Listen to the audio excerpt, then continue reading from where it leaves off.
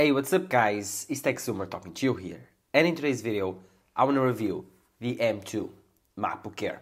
Yes, this is my full review of the 15-inch MacBook Air. This computer has been with me for more than 1 week, have been using it, and after several videos that I made, actual 3 videos, a comparison video, my first experiences and the unboxing video, I think I'm ready to make my full review on this computer. This has been a different experience than usual. I think I've changed my mind on this computer several times during this week, but I've now got my final verdict for you guys, and of course, my final decision if you should buy it or not. I think this computer will change everyone's minds if you try it out. So, again, thank you guys for watching. Don't forget to watch this video until the end so you can understand my point of view. Drop a like down below, subscribe to my channel. Let's get started. So, the 15-inch MacBook Air. This computer was released by Apple on WWDC. It has the M2 chip. This was probably the most controversial part of this computer, having the M2 chip, not the new M3. But I gotta say that I don't really care. This computer, for the last week, has been a top performer on my workflow. Yes, I have no issues using this computer as my main machine to run my YouTube channel. And if I can do that, then your average Joe that is looking for a cool computer that starts at $1,300, it's big, it's portable, it's thin, has USB-C Thunderbolt 4 ports, it's made from Apple and supports macOS, then this machine is just perfect for you. The only issue that I have with this machine is when you start speccing out the RAM and the SSDs, but that's for later. Let's now focus first on the design of this computer. The computer here has a very portable and thin design. Imagine the MacBook Air 13-inch scaled up. That's the best description I can give the 15-inch MacBook Air. This is just a bigger version, not thicker, just a bigger version of the 13-inch MacBook Air. And somewhat, that way, actually makes this computer more comfortable than the 13-inch MacBook Air. I know it's weird, but I feel that this machine, because of its size and keeping the same thinness as the 13-inch MacBook Air, feels like, I don't know, weird, but feels amazing in the hand. Feels extremely portable. When you hold it, you feel comfortable. Feels like the perfect thinness, you know. I wish my MacBook Pro 16-inch was this thin. Like, this is really good to hold, really easy, it's really powerful. It does everything, and this design, I think it's the best design Apple ever made for a laptop. It's really, really good to hold. It's not sharp on the hands, feels good, feels premium. It's made of aluminum everywhere, has perfect materials.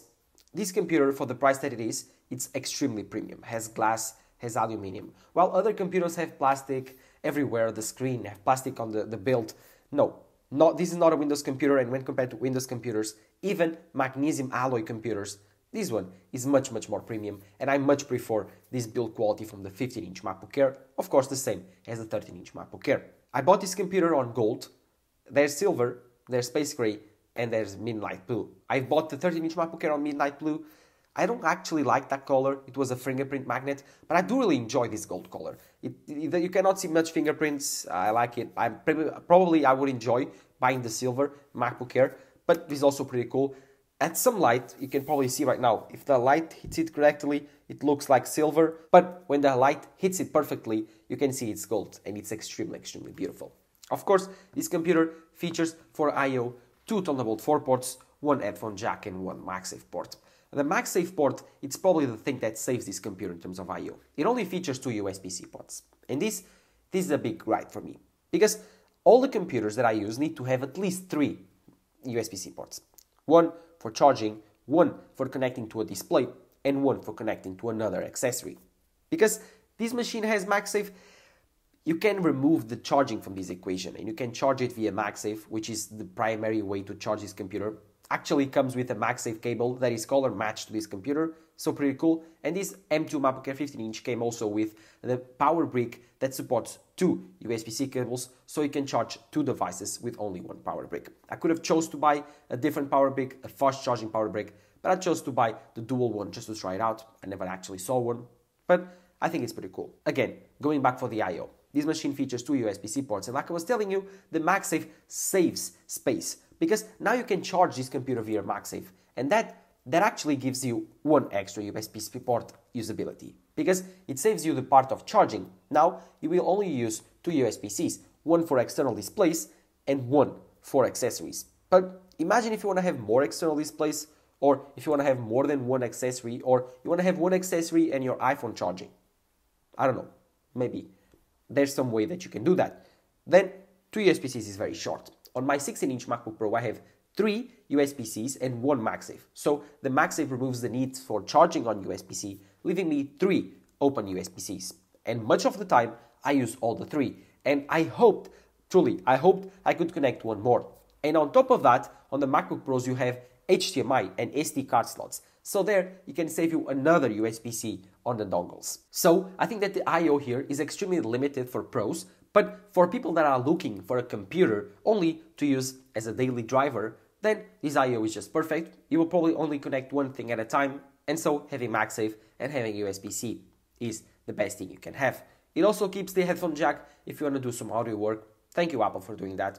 Other than that, the I/O on this computer is not that great, but for most of you it will be fine. As for the keyboard and trackpad, here is where the MacBook shines. Every single MacBook from the MacBook Air to the MacBook Pros have perfect keyboard and trackpads. After the 2016 debacle with the butterfly keyboard, Apple fixed it on 2019 with the 16-inch first version of the MacBook Pro.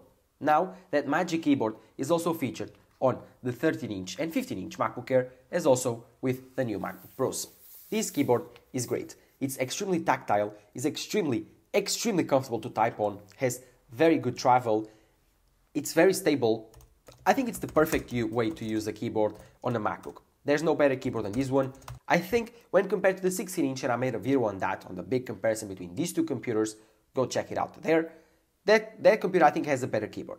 But still, this is 95%. Most of you won't probably notice the difference. I noticed because I used the 16-inch MacBook Pro for like 2 years now, and I can probably notice the differences between my computer and this keyboard. But this keyboard is like 95 to 98% the same keyboard as the MacBook Pro, so I wouldn't notice the difference. As for the trackpad, this has the best trackpad ever on a laptop. The same one present on the 16-inch, 14-inch, 13-inch MacBook Air. This is the same trackpad. The only difference is the size. This is a bit smaller than the 16-inch trackpad, but bigger than the 13-inch. So I think it's the perfect size, the perfect quality, the perfect build quality. The haptic touch trackpad is insane. The gestures. This is the best trackpad on the market. There's no way no Windows laptop comes close. And of course, I think I prefer this colored background for the keyboard. I also have the black one, but on a gold color, this is pretty cool. On my black or space gray 16-inch MacBook Pro, it looks better having that blacked out keyboard. But this keyboard is also retro illuminated, so at night you can see the lights on the keys. It works well. I think it's pretty cool, and it's another bonus on this 15-inch MacBook Air. Another point that this laptop is also really good when compared to other competition on the Windows side is the speakers. The speakers on this machine are not located right here. As you can probably tell, there's no speaker holes here, neither here. They are located there, like under the screen. They're not bad. I mean, they are good. But when compared to the 16-inch MacBook Pro, there's not even a chance. Take a hearing and let me know in the comments down below.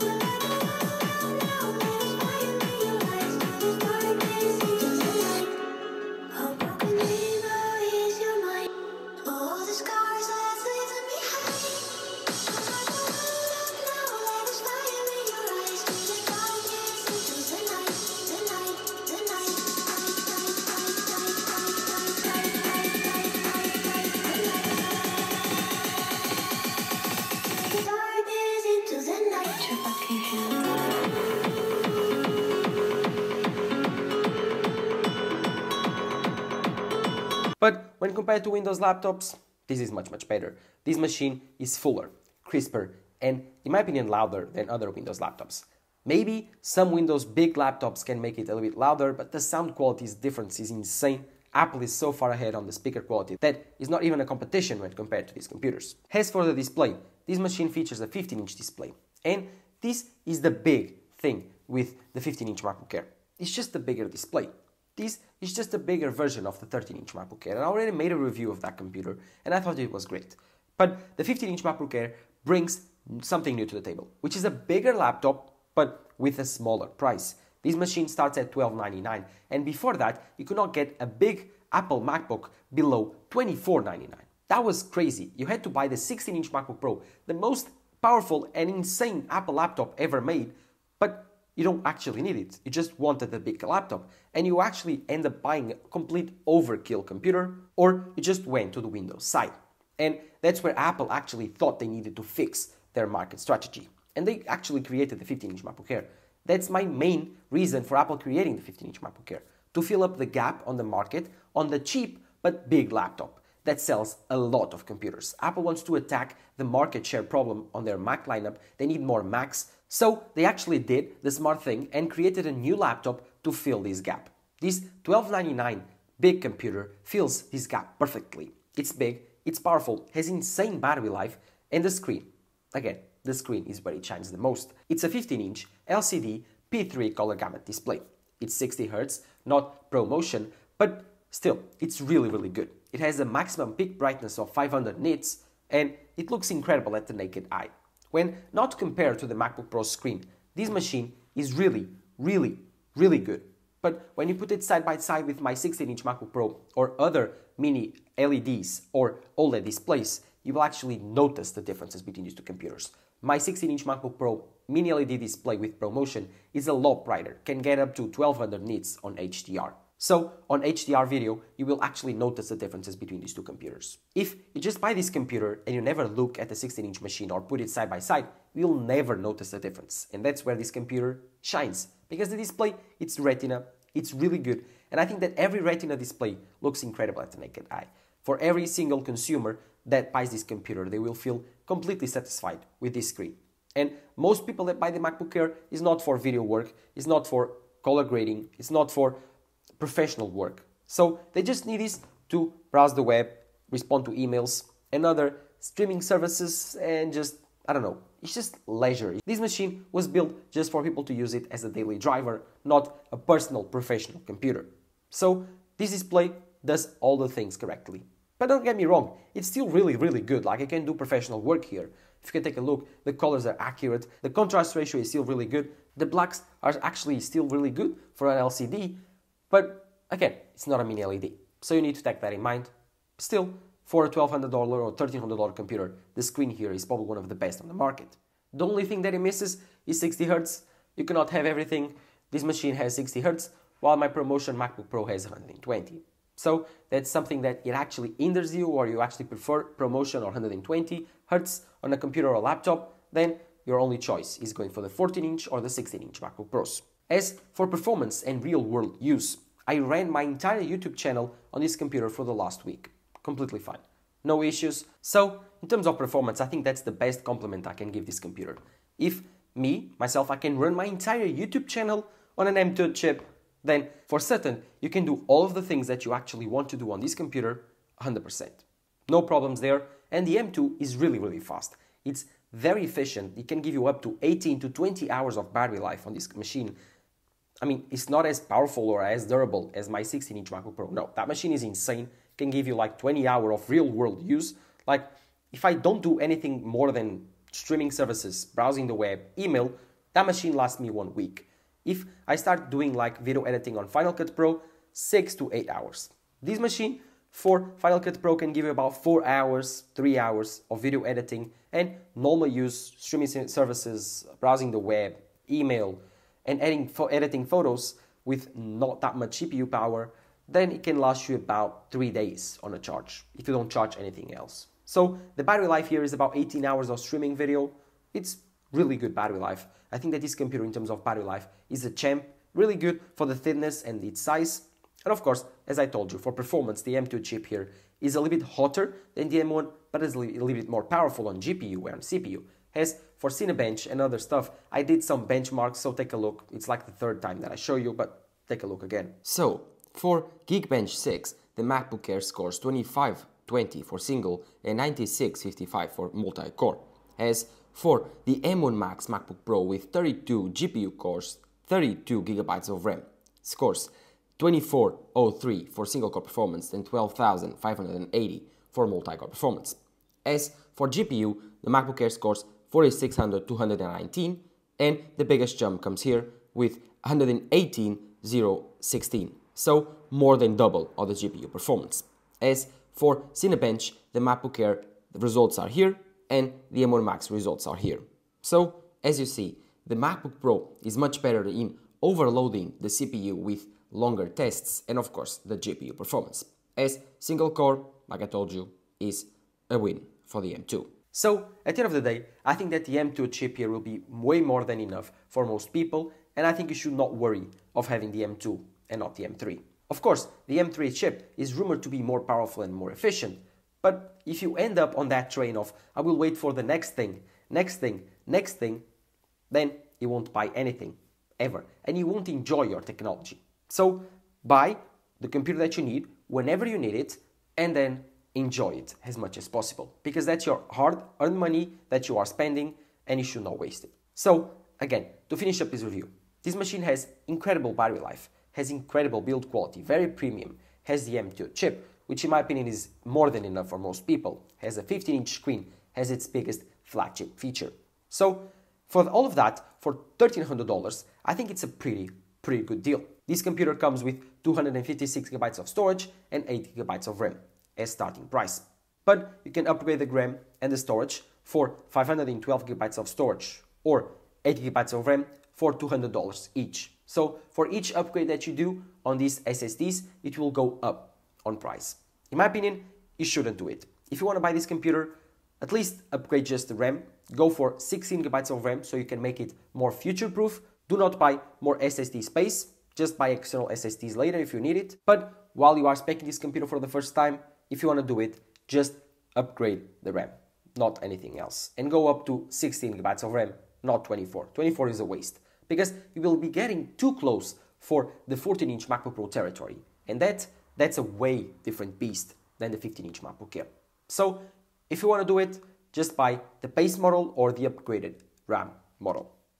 Other than that, you shouldn't do it. But if you want to still spec this machine and buy one with 1 TB of storage, 24 GB of RAM, then keep in mind that you will still love this machine. Because even if it's not a good deal and you want to buy it, at the end of the day, it's how you feel that matters. And this machine feels incredible to use. I don't know, it's not factual, it's not logical that I want to recommend you this machine. I'm just doing my job, which is doing the right thing and recommending the best performance per dollar per feature that you get. But sidestepping a bit from that, my personal experience with this machine has been great. And if you still want to spend $2,500, which is the maximum, and spec this machine out, you will have a different experience than when you are going to buy a 16-inch MacBook Pro, the base model, for $2,500, the same price. You'll have more RAM, you'll have more storage, but still, that's not the big thing. The big thing is the form factor, which is this 15-inch size screen, which in my opinion is the perfect size for a laptop, and not just that, is also the thinness, the portability, the way you can hold it, the way that you can use it everywhere and do not feel hindered by its size, the way that the weight do not weigh on your back, the way that everything feels. This machine's package is really complete and really good to use. In my opinion, this machine changed the way that I look at laptops. Now, I just want a big, light, and really easy to carry around laptop. I don't actually want to use my 16-inch MacBook Pro anymore, but I know that 1 week after returning this computer, 1 week after going to my beast of a machine, I will start loving it again. But for the time that I had this MacBook Air, I fell in love with it. So let me know in the comments below what you think about the 15-inch MacBook Air. Do you like its screen size? Do you like its form factor? Do you have one? Will you buy one? All of that in the comments down below. While you're there, do not forget to drop a like down below and subscribe to my channel so you don't miss any of my videos. And of course, follow my social networks, Twitter and Instagram. This has been Tech Summer talking to you here. Bye bye.